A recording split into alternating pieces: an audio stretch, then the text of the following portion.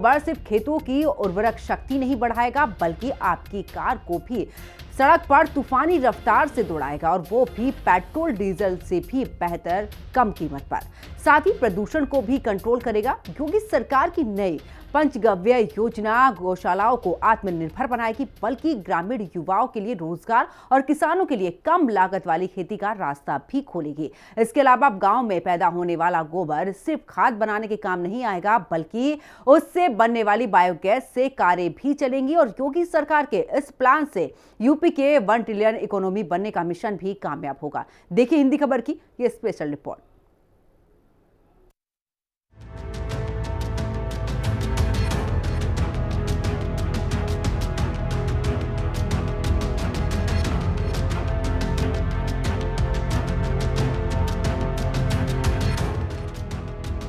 गौवंश का संरक्षण, यूपी बना ग्रोथ इंजन। योगी के स्पेशल प्लान से खत्म होगी पेट्रोल डीजल की टेंशन। सीएम योगी का विजन, गौ माता की कृपा से यूपी बनेगा 1 ट्रिलियन। योगी बाबा लाए गोबर क्रांति, गाय के गोबर से फराटा भरेंगी गाड़ियां। डीजल और पेट्रोल की बढ़ती कीमतों ने वाहन चालकों के घर का बजट बिगाड़ दिया है। डीजल पेट्रोल के दाम अगर इसी तरह आसमान छूते रहे तो वो दिन दूर नहीं जब लोगों को वाहन खरीदने से पहले उसे चलाने के खर्च के बारे में सोचना पड़ेगा। शायद इसलिए दुनिया कई देश ईंधन के दूसरे विकल्प तलाशने में जुट गई है। एक ओर जहां इलेक्ट्रिक व्हीकल के प्रोडक्शन पर जोर दिया जा रहा है, तो वहीं दूसरी ओर ई फ्यूल को एक बेहतरीन विकल्प के तौर पर देखा जा रहा है। और उत्तर प्रदेश के मुख्यमंत्री योगी सरकार भी इस मिशन पर जी जान से जुटे हुए हैं। मुख्यमंत्री योगी आदित्यनाथ एक तरफ से कानून तोड़ने वाले गुंडे, बदमाश और माफियाओं के खिलाफ जितने सख्त हैं, बेजुबानों के लिए उससे कहीं ज्यादा नर्म दिल इंसान है। आज भी सीएम योगी जब गोरखपुर के दौरे पर जाते हैं तो गौशाला में रहने वाली गायों से मिलना कभी नहीं भूलते। और सीएम योगी की नीति का ही कमाल है कि 16% पशुधन का घर कहे जाने वाले यूपी गौवंश संरक्षण के जरिए अपनी अर्थव्यवस्था की नई ऊंचाइयां छू रहे हैं। मुख्यमंत्री योगी आदित्यनाथ के विजन और गौ माता की कृपा से अब ग्रामीण अर्थव्यवस्था नई रफ्तार पकड़ने जा रही है। प्रदेश में पहली बार गाय के गोबर से इतने बड़े पैमाने पर ईंधन तैयार की जाएगी, जो वाहनों को लंबी दूरी तक चलाने के साथ साथ ग्रामीण रोजगार और हरित अर्थव्यवस्था को भी मजबूती देगी। दरअसल योगी सरकार ने राज्य की अर्थव्यवस्था को एक नई दिशा देने के लिए गौ माता के गोबर से मीथेन उत्पादन की योजना का ऐलान किया। इस योजना के तहत प्रदेश में गाय के गोबर से मीथेन गैस तैयार की जाएगी, जो वाहनों के लिए ईंधन के रूप में उपयोगी होगी और महंगे पेट्रोल डीजल की टेंशन भी काफी हद तक खत्म होगी। विशेषज्ञों के मुताबिक एक गाय के गोबर से सालाना 225 लीटर पेट्रोल के बराबर मीथेन गैस तैयार की जा सकेगी, जो प्रदूषण मुक्त और पर्यावरण के लिए अनुकूल होगी। एक गाय के गोबर से तैयार गैस के जरिए एक कार 5,500 किलोमीटर से ज्यादा चलेगी। गोबर से तैयार की जाने वाली मीथेन को सीबीजी प्लांट्स में प्रोसेस किया जाएगा, जिससे गाड़ियों को लंबी दूरी तक चलाने के लिए ईंधन प्राप्त होगा। ये योजना यूपी की ग्रामीण अर्थव्यवस्था को मजबूती देगी और स्वरोजगार के नए अवसरों को बढ़ावा देगी। उत्तर प्रदेश की अर्थव्यवस्था को मजबूत करने के लिए योगी सरकार लगातार बड़े स्तर पर काम कर रही है। ऐसे में अब योगी सरकार का एक बड़ा प्रहार महंगाई के ऊपर होगा, जिससे कि डीजल और पेट्रोल की कीमतों को लेकर जिस तरीके से आम जनता परेशान रहती है, उनमें बड़े स्तर पर सहूलियत देने की तैयारी योगी सरकार कर रही है। इसलिए योगी सरकार ने बड़े स्तर पर प्लानिंग की है, जिसके साथ ही अब अलग अलग जगहों पर जो गौशालाएं योगी सरकार ने बनाई है, साथ ही साथ जो निराश्रित गौवंश है उनसे जो गोबर इकट्ठा किया जाता है, उसको अब यूटिलाइज करके उत्तर प्रदेश में पेट्रोल और डीजल की जो मार पड़ रही है आम लोगों के ऊपर महंगाई को लेकर, उसमें एक बड़ी राहत योगी सरकार देने जा रही है। एक साल में अगर एक गाय की बात की जाए तो लगभग 225 लीटर जो तेल है उसके बराबर की कैपेसिटी का मीथेन गैस योगी सरकार गौवंशियों के गोबर से प्रोड्यूस करेगी, जिससे कि बड़े स्तर पर डीजल और पेट्रोल का कंजम्पशन जो है वो उत्तर प्रदेश में कम होगा। इससे उत्तर प्रदेश की इकोनॉमी भी बड़े स्तर पर बूस्ट होगी। माना जा रहा है कि मीथेन फार्मिंग आने वाले समय में जीवाश्म ईंधनों का विकल्प बन सकती है। दरअसल निराश्रित गौवंश से प्रदेश में हर दिन औसतन 54 लाख किलोग्राम गोबर प्राप्त होता है, जिसे सीबीजी संयंत्रों में प्रोसेस किया जाएगा। इससे लाखों ग्रामीण युवाओं को रोजगार मिलेगा और महिलाएं लघु उद्यमों से जुड़कर आर्थिक रूप से सशक्त हो सकेंगी। इससे यूपी सरकार को भी बढ़ा हुआ राजस्व मिलेगा और मुख्यमंत्री योगी आदित्यनाथ ने 2030 तक यूपी को 1 ट्रिलियन इकोनॉमी बनाने का जो टारगेट सेट कर रखा है, उसमें भी काफी मदद मिलेगी। गौ सेवा आयोग के ओएसडी डॉक्टर अनुराग श्रीवास्तव के मुताबिक ये योजना कचरे से कंचन की अवधारणा को बढ़ावा दे रही है, जो परिवहन और हरित अर्थव्यवस्था के लिए भी प्रभावी ईंधन उपलब्ध कराएगी और हरित ऊर्जा के क्षेत्र में एक नई क्रांति ला सकती है। और गोबर से तैयार मीथेन प्राकृतिक गैस का ही एक रूप है जो पर्यावरण अनुकूल और किफायती भी है, जिससे साफ है कि उत्तर प्रदेश में आज गौवंश सिर्फ एक पशु नहीं बल्कि गांव की रीढ़, महिलाओं की ताकत और युवाओं की रोजी रोटी का सहारा बन गया है। मुख्यमंत्री योगी आदित्यनाथ की अगुवाई में गौवंश संरक्षण को लेकर जो अभियान शुरू हुआ था, वो अब आर्थिक, सामाजिक और सांस्कृतिक क्रांति में तब्दील हो चुका है।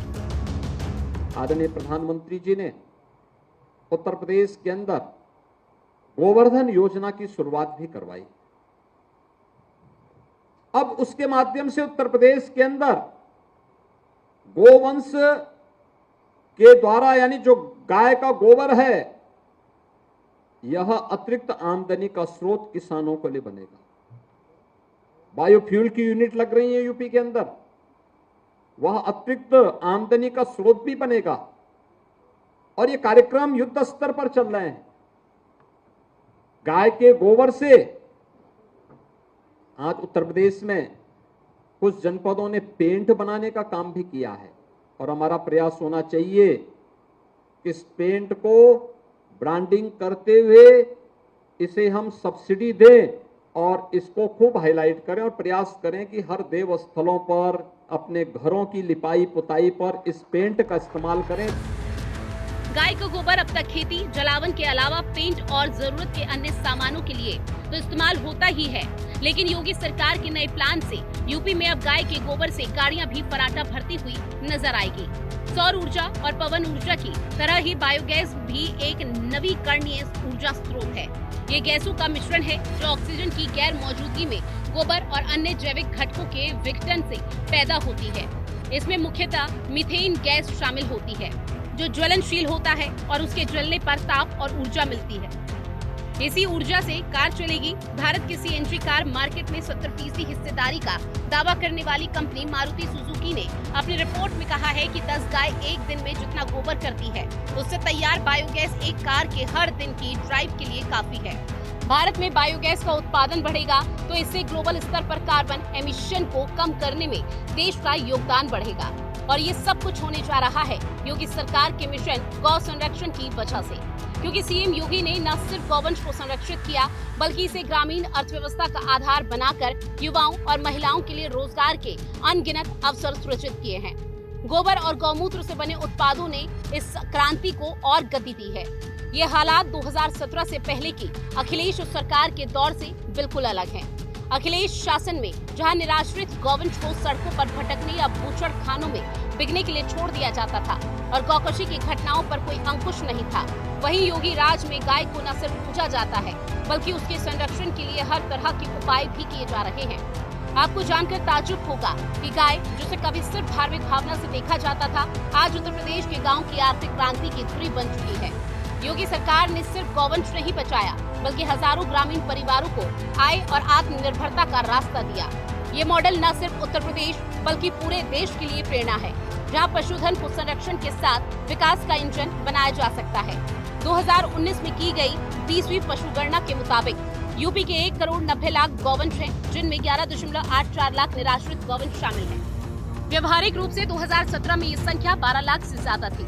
इसकी बड़ी वजह ये है कि 2017 से पहले तक गौवंश संरक्षण के लिए उत्तर प्रदेश की सरकार के पास कोई नीति नहीं थी। उस वक्त सिर्फ 100 गौ आश्रय स्थल थे, टीकाकरण सीमित था, पशुपालकों के लिए कोई ठोस योजना भी नहीं थी, साथ ही डेयरी मिशन जैसा कोई कार्यक्रम अब अस्तित्व में नहीं था, जिस वजह से निराश्रित गौवंश या तो सड़कों पर भटकते थे या फिर बूचड़खानों में बेच दिए जाते थे और इससे सामाजिक तनाव भी बढ़ता था। लेकिन 2017 में जब गोरक्षपीठ के पीठाधीश्वर और गायों से गहरा स्नेह रखने वाले योगी आदित्यनाथ के नेतृत्व में बीजेपी की डबल इंजन की सरकार बनी तो यूपी में गौवंश संरक्षण को ज्यादा प्राथमिकता दी गई। जब से योगी सरकार आई है, गौ संवर्धन ही नहीं पशुपालन को भी एक विशेष दर्जा मिला है, जिससे ग्रामीण क्षेत्रों की आर्थिक व्यवस्था सुधरी है और एक पूरा हमारा जो तंत्र था, जो हमारी संस्कृति का एक पहचान थी, उसको कायम करने में योगी सरकार कामयाब हुई है। इससे पहले की सरकार, खासतौर से समाजवादी सरकारों में कत्लगाहें आम हो गई थी, पशुधन तेजी से घट रहा था और लोगों का रोजगार छिन रहा था। अब हालात उल्टे हुए हैं। गौवंश का संवर्धन हुआ है। गौवंश के संवर्धन के साथ साथ जो देसी प्रजाति के पशु हैं उनको पालने को जिस तरह से बढ़ावा भारतीय जनता पार्टी की सरकार ने दिया है वो अपने आप में अद्भुत है। और भारत की तरक्की नहीं, उसमें स्वास्थ्य के लिए भी गौ से बनी वस्तुएं, गौ की चीज़ें वो बहुत उपयोगी हैं। तो ऐसे में गौ संवर्धन का जो काम भारतीय जनता पार्टी के शासन में हो रहा है वो अपने आप में अद्भुत है। उसको नकारात्मक दृष्टि से देखने वाले समाजवादी पार्टी या विपक्षी दल वो केवल खींच मिटा रहे हैं, जबकि इसके दूरगामी परिणाम ये होंगे कि भारत फिर एक तरह से भारत का ग्रामीण आर्थिक तंत्र बहुत मजबूत होगा और ये आने वालों को दिखने मिलेगा। साल 2017 में जब योगी आदित्यनाथ मुख्यमंत्री बने तो गाय और गौवंश संरक्षण सरकार की प्राथमिकता में सबसे ऊपर आ गया। 2 जनवरी 2019 को यूपी देश का पहला राज्य बना जिसने निराश्रित गौवंश संरक्षण नीति लागू की। आज प्रदेश में 7,717 गौ आश्रय स्थल हैं, जिनमें 12,52,000 गौवंश संरक्षित हैं। इनके भरण पोषण के लिए सरकार हर रोज 50 रुपए प्रति गौवंश के हिसाब से 7.5 करोड़ रुपए खर्च कर रही है। साथ ही प्रत्येक वृहद गौ संरक्षण केंद्र के निर्माण पर 1 करोड़ 60 लाख रुपए निवेश किए जा रहे हैं। और अब तक जिन गौशालाओं को सिर्फ संरक्षण के केंद्र के रूप में देखा जाता था, अब वो शोध, उत्पादन और ग्रामीण उद्यमिता के केंद्र बनेंगी। इससे न केवल गौ सेवा का अर्थ बदलेगा, बल्कि आर्थिक विकास से जोड़कर इसे नया आयाम भी मिलेगा। वर्तमान और भावी पीढ़ी को अगर बचाना है तो इसके लिए गौ आधारित खेती एकमात्र आधार है। गौ आधारित खेती, गाय भी बचेगी, आस्था का भी सम्मान होगा और विष मुक्त खेती के माध्यम से हम अन्नदाता किसान को ज्यादा दाम भी दे पाएंगे। सरकार उसके लिए कदम बढ़ा चुकी है। लेकिन क्या 17 के पहले समस्या नहीं थी क्या? 17 के चुनाव में तो अन्ना प्रथा पे बड़ा हल्ला हुआ था बुंदेलखंड में। तब आप क्या कर रहे थे? एक दूसरा है कि आज क्या ये सच नहीं है कि दूध आप निकालते हैं और सड़कों पे उनको छोड़ देते हैं बेचारों को? ये भी सच है। बहुत सारी जगह ये चीजें बहुत सारी जगह देखने को मिलती हैं, लेकिन हम देखभाल करेंगे। आपका जो नारा था, जो प्लॉट खाली है वो प्लॉट हमारा है, ऐसा कुछ नारा लगता था। हमारा है कि भाई जो गाय सड़क पे दिखेगी उसकी देखभाल की जिम्मेदारी हमारी होगी, हम करेंगे। सीएम योगी रोज सुबह उठकर गौ सेवा करते हैं। मौसम चाहे कोई भी हो, लेकिन वो ब्रह्म मुहूर्त में ही उठ जाते हैं और नित्य क्रिया करने के बाद सीधे मंदिर की गौशाला में जाते हैं। वहां पर पहुंचकर गायों को हरा चारा या फिर गुड़ खिलाते हैं। सीएम योगी गायों और बछड़ों को जैसे ही बुलाते हैं, उनकी आवाज सुनते ही गाय और उनके बछड़े उनके पास चले जाते हैं। सीएम योगी आदित्यनाथ गौशाला के वर्कर से भी सभी गौवंश के स्वास्थ्य और पोषण की जानकारी लगातार लेते हैं और उनकी देखभाल के लिए जरूरी दिशा निर्देश भी देते हैं। योगी शासन में देशी गाय नस्लों को बढ़ावा देना, दूध उत्पादन बढ़ाने और गायों के कल्याण के लिए महत्वपूर्ण प्रयास किए गए हैं। पशु चिकित्सा कॉलेज जैसे बुनियादी ढांचे के विकास के साथ उत्तर प्रदेश को गाय के दूध उत्पादन में नंबर 1 राज्य बनाने की ओर तेजी से आगे बढ़ रहे हैं। योगी सरकार की पहल की वजह से प्रदेश में प्रतिदिन 5,500 टन गोबर उत्पादित हो रहा है, जिसे वर्मी कंपोस्ट, गमले, गोदीप, गोकष्ट, धूप बत्ती, पंचगव्य, जीवामृत और घनामृत जैसे उत्पादों में बदला जा रहा है। इन उत्पादों ने गौवंश को बेसहारा छोड़ने की प्रवृत्ति को कम किया और पशुपालकों के लिए गोबर और गौमूत्र को आय का साधन बनाया। कई गौ आश्रय स्थलों में इन उत्पादों की इकाइयां स्थापित की जा रही हैं, जिनमें महिला समूहों को विशेष रूप से जोड़ा गया। ये न केवल ग्रामीण महिलाओं को सशक्त कर रहा है, बल्कि जैविक खेती को बढ़ावा दे रहा है। उत्तर प्रदेश के 25,63,000 करोड़ रुपए की जीडीपी में से 1,67,000 करोड़ रुपए पशुपालन से आता है। राष्ट्रीय जीडीपी में पशुपालन का योगदान 4.11% है, जबकि यूपी इस मामले में 7.1% के साथ काफी आगे है। और यही नहीं, उत्तर प्रदेश में सबसे ज्यादा 390 लाख मीट्रिक टन दुग्ध उत्पादन हो रहा है, जो ग्रामीण अर्थव्यवस्था को मजबूती दे रहा है। मुख्यमंत्री कृषक दुर्घटना बीमा के अंतर्गत हर अन्नदाता किसान को, उनके परिवार के सदस्यों को, बटाईदार को भी हम लोगों ने 5 लाख रुपए की सुरक्षा बीमा का कवर किया कि अगर कभी बाढ़ से, आकाशीय बिजली से या किसी अन्य दुर्घटना से, एक्सीडेंट से या वन्य जीव संघर्ष में उनकी दुखद मौत होती है तो सरकार इसके लिए उन्हें 5 लाख रुपए की एक सुरक्षा बीमा का कवर भी देगी। और आज हम लोग लगातार इस योजना के माध्यम से प्रदेश के सभी किसानों को आच्छादित किए हुए हैं। तो इस दौरान प्रदेश के अंदर निराश्रित गोवंश की समस्या का समाधान करने में भी ये डबल इंजन की सरकार को सफलता प्राप्त हुई, जिसमें 7,700 से अधिक गौआश्रय स्थल के माध्यम से 12,50,000 से अधिक गोवंश का संरक्षण सरकार अपने स्तर पर कर रही है।